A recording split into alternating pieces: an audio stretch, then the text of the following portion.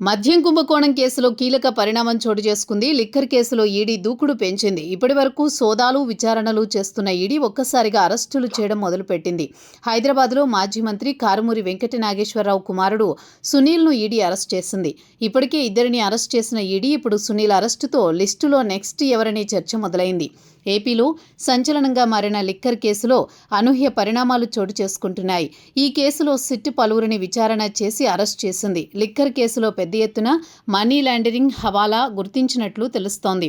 ఇందులో నాటి beverages MD వాసుదేవరెడ్డితో పాటుగా ఏవన్గా ఉన్న రాజ్ కెసిరెడ్డిని ఈడీ అరెస్ట్ చేసింది.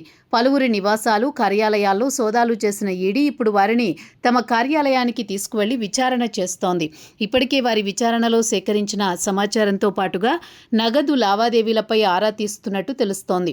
రాజ్ కెసిరెడ్డి ప్రధాన సూత్రధారిగా ఉన్న ఈ కేసులో పెద్ద మొత్తంలో నగదు లావాదేవీలు గుర్తించారు.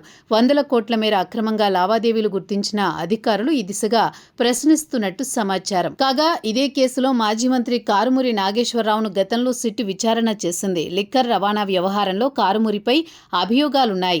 100 కోట్ల మేర లావాదేవీలు నిర్వహించినట్లు విచారణలో గుర్తించారు.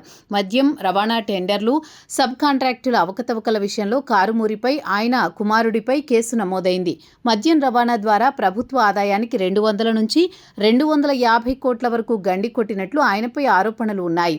దీనికి సంబంధించిన ఆయన కుమారుడిని ఈడీ లావాదేవీలపై ఆరా తీసింది. దీనికి సంబంధించి ఆధారాలు దొరకడంతో కారుమూరి కుమారుడు సునీల్ను ఈడీ అధికారులు అరెస్ట్ చేశారు.